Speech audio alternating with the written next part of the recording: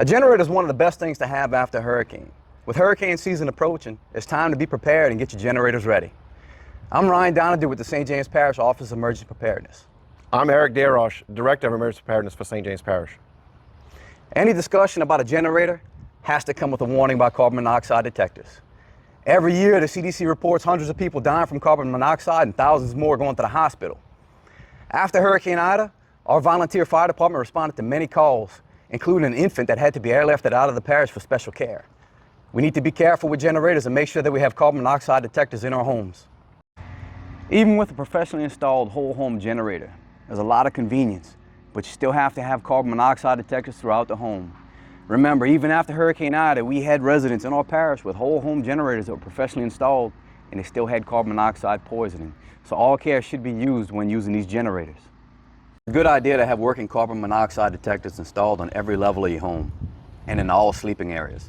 If your alarm does sound, leave immediately to fresh air and call 911 for assistance. One of the things that you have to be aware of is placement of generators. You do not want to place a generator under a porch, by a door, by a window.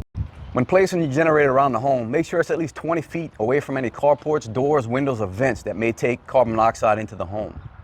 Because the carbon monoxide will come through those points of entry into a house and cause carbon monoxide poisoning.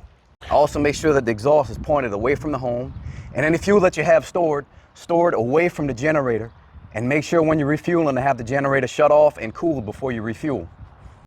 As Ryan said, when you are refueling your generator, it is very important to have it cool, because if you spill, it goes on the hot exhaust and then creates a fire.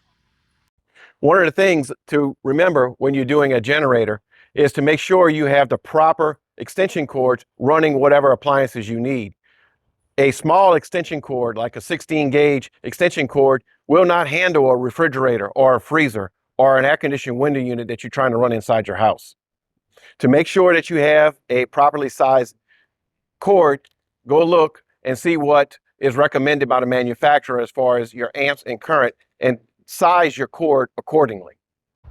Also, when you're hooking up a generator or having extension cords, do not backfeed to the house. By doing so, you could energize lines where someone that is working, removing and restoring power to the area could get electrocuted and get killed. Whenever you're going to start the generator, make sure everything is unplugged, because you need the generator to be able to start under no load. Once the generator is started, you go ahead and plug in the one that takes the most load, which is typically a refrigerator, a freezer, or an air conditioner.